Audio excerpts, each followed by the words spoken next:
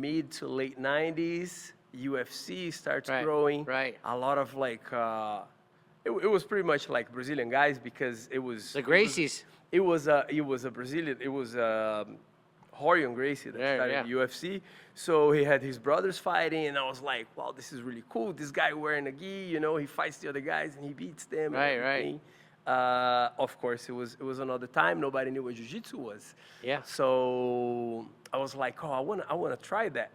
And I had some previous experience with martial arts. I tried a little bit of capoeira, which is like I know capoeira. Very cool. Brazilian. It's like the dancing fighting. Yeah, It's the cool fighting. Yeah, but I was very young. I was like 14, 13. And then I tried a little bit of kickboxing as well. And then when I turned 16, I wanted to try jiu-jitsu, you know. And after my first class, I was hooked. I was like, oh, this is it, you know. That's what I want to do.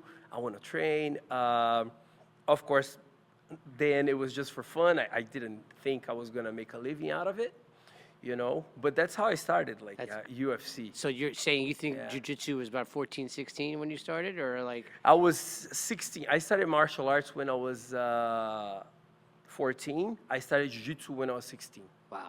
Yeah. Now, let's take, so the history of jiu-jitsu for people that, I mean, my first experience with jiu-jitsu, and I don't practice jiu-jitsu, and I'm hearing I should, right? And if I'm going to go anywhere, I'm going to you. But I'm not, I see you guys on there. I'm not rushing to get thrown around.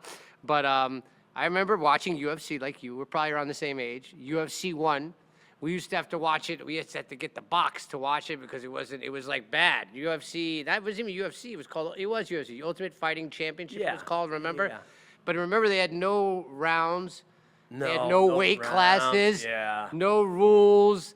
And they would have, people fought back to back in the same night. Remember, it was like a tournament, right? And then all of a sudden, this guy comes out. He's like, looks like an everyday guy, small guy, surrounded with his brothers. They came out, looked like Wu-Tang Clan. Remember, they had the gis. Royce Gracie. And that was when I first learned about Portuguese and R and H. I couldn't figure out, it said Royce Gracie, right? But they don't pronounce the R.